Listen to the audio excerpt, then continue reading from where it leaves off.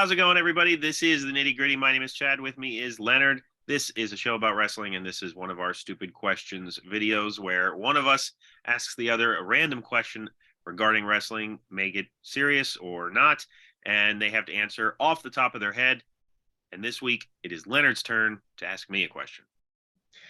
And the last question, which Chad had in our last video, was it's very similar to this. He asked me if I was a wrestler, who my tag team partner would be. And my question to you is, if you were a wrestler, who would your manager be or valet, past or present, man or woman?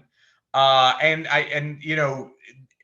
probably considering, are you a face or a heel, would play into it.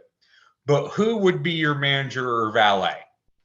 Well, I've thought about one part of that question several times over the years, which is whether I'd be a face or a heel.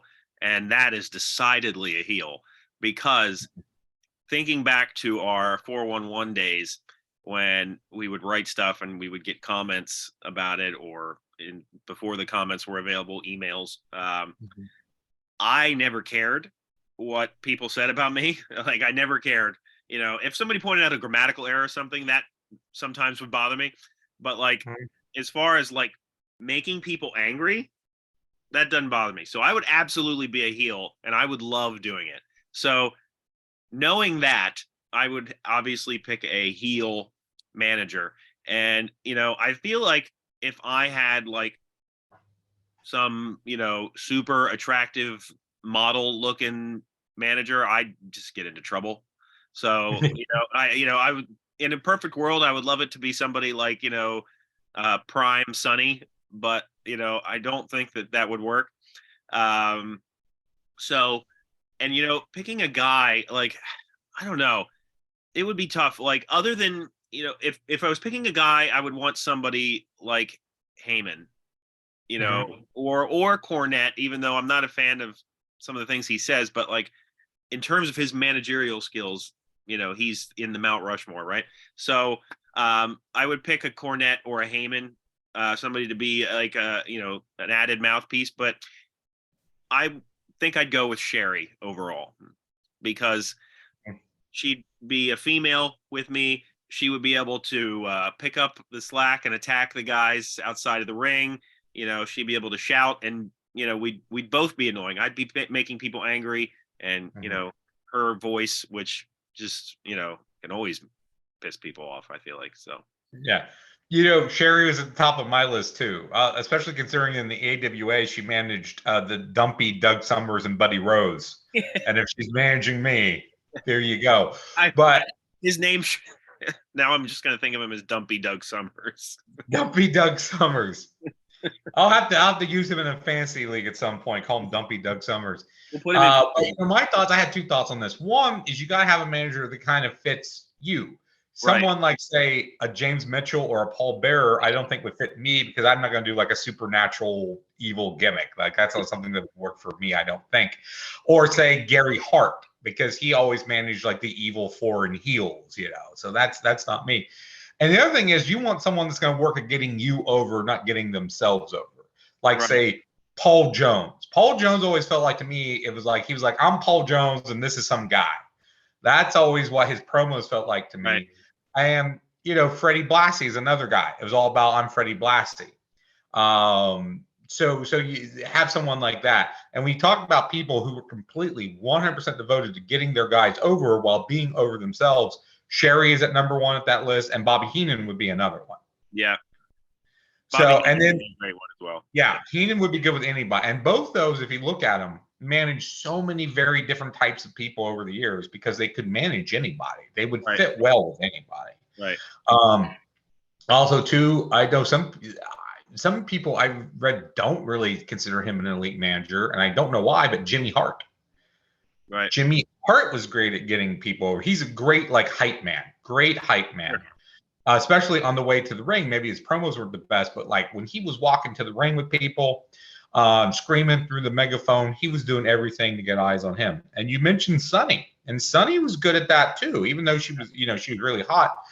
But the best example is look at when she was with LOD 2000.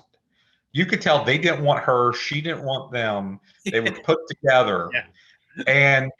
But when she would go out to the ring with them, she was like doing this, with her arms, but she was pointing at them. She was always pointing at them, was always on the outside of the ring. She wasn't because that's one thing you see with a lot of modern female valets. And I think this started with Sable, that on the outside of the ring, they're not trying to get their guy over. They're shaking their butt and playing to the crowd, and they're getting themselves over. Right. So that's the number one thing for me would be that. And again, I'm a big Cornette fan. You were talking about Paul Bearer earlier and how it might not match what gimmick you would pick for yourself. And after you said that, all I was thinking about was you being the Undertaker's sidekick. It would be you. You could be called the embalmer, maybe, and or carry the Undertaker shovel, and it'd be you, Paul Bearer, and the Undertaker. What do you think? Now that would work. And I think I probably look more like Paul Bearer's son than Kane does. Well, that's and a lot of things went on in that funeral home. So yeah. So who knows? And I was gonna say, you said Cornette, and of course I love Cornette, and Cornette again was another guy who was really good about getting his people over, and and he's associated with other different people, but he's so closely associated with the Midnight Express. Yeah. But going back to our last video, if I were in a tag team with Bobby Eaton, I would definitely want Jim Cornette to be there with us at ringside. And you mentioned Paul. Yes. And you mentioned Paul Heyman. And I thought a lot about Paul, but he is so specific. And again, he's changed a lot of guys over the years. I don't think I'm a Paul Heyman guy. That's the thing. I don't think I'm a Paul Heyman guy. Now, maybe back in the early 90s, I'm kind of like a leftover member of the Dangerous Alliance. After they droned Larry out. And again, going back to our last video, I come in as Arn's cousin. Lenny Anderson. I'm Lenny Anderson coming in. Lenny. Yeah. Paul could be there for me with that. Oh, mentioning that, someone who never gets credit is Medusa. Medusa worked with the Dangerous Alliance and did a lot of valet managerial work for them. Worked with Rick Rude a lot. She was really good. She wasn't quite as good as Sherry, but she was up there. She did with Savage for a while there, didn't she? Yes, yeah. Towards the end, Savage had her, Gorgeous George, and Molly Holly back when she was Miss Madness. Yeah. All three of them at the same time. Yeah. Would come out with it. It would be fun if you had Savage, you were just surrounded by beautiful women. Yeah, or Flair. That's true. Yeah, Flair. He had Elizabeth and woman at one point, and again, there was always times when he would just come out with women in dresses. What about J.J. Dillon? Would you like J.J. Dillon as your manager? Dillon's a really good manager. Most people associate him with the Four Horsemen, but go back to watch when he was just with Tully, and just the interviews that they would do, just him and Tully. Yeah. He was great. He was sort of that. He was the kind of the prototype for what did Heyman call himself at one point? The executive assistant or the executive consultant, something like that. Yeah. Like Dillon wasn't so much more of your traditional wrestling manager as he felt like that sort of the executive consultant position that like Hennig did for Flair and WWE and some other guys have tried to do. But Dillon was great. You could be the fifth horseman, Leonard. Yeah, I could. Well, again, Arn, I'm the replacement. Who knows? The era, it's me, Paul Roma, Mongo McMichael. You'd want to be in that era. Yes. And Arn Anderson's second cousin, Len. Yeah. Lynn Anderson's. There's actually a country singer named Lynn Anderson. So Lynn Anderson went down, but no, Dillon. And considering again, realistically, I would probably be a conniving, cheating, snivelly heel that would act like I wasn't. So that's very much Tully in the early '80s. Yeah. True. So yeah, I think Dillon would be a good match for me too. I thought about Slick just because I could do the Akeem gimmick. Yeah. Yeah. You could be the Ohio Dream. Like I'm Lynn Keem, the Ohio Dream.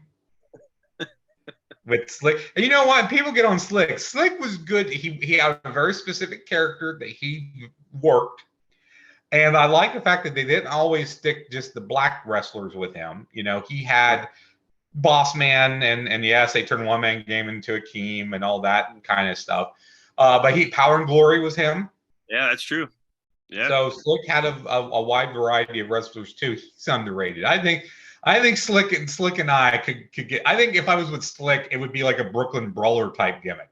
Like I would have to be like a street fighter dude kind of thing. Because again, Slick's from the streets, and he's like, I'm not gonna do a Slick voice. I'll get us letters. But he would be like, oh, I found this guy on the streets, and he's just a mean guy. Again, trying to think realistically. I think you and I should form a tag team on our own and just we could be the new Godwins. Yeah. Dressing overalls and slop buckets. Bucket of slop, and I think you and I would win the tag. Hillbilly Jim is still around. He was their manager for a time. Yeah, he could manage us. Yeah. Yeah, I think that could work. Did I ever tell you me and Dan Weber? If we ever had that good friend of the show, Dan Weber, if we were ever a tag team, we would be called the Windbreakers. And my name would be Farty Janetti, and his name would be Brett the Shitman Fart. Windbreakers. Yeah. And we would come to the ring wearing windbreakers, of course. Windbreaker jacket. On that note, let us know who your manager would be. The Windbreakers will get that shirt ready for next week. Yes. Yes, let us know who you would like your manager to be in the comments. Check us out on everywhere you can find podcasts, our segment surgery videos, our random match reviews, our full-length episodes. And for Leonard, my name is Chad, and we will see you next time.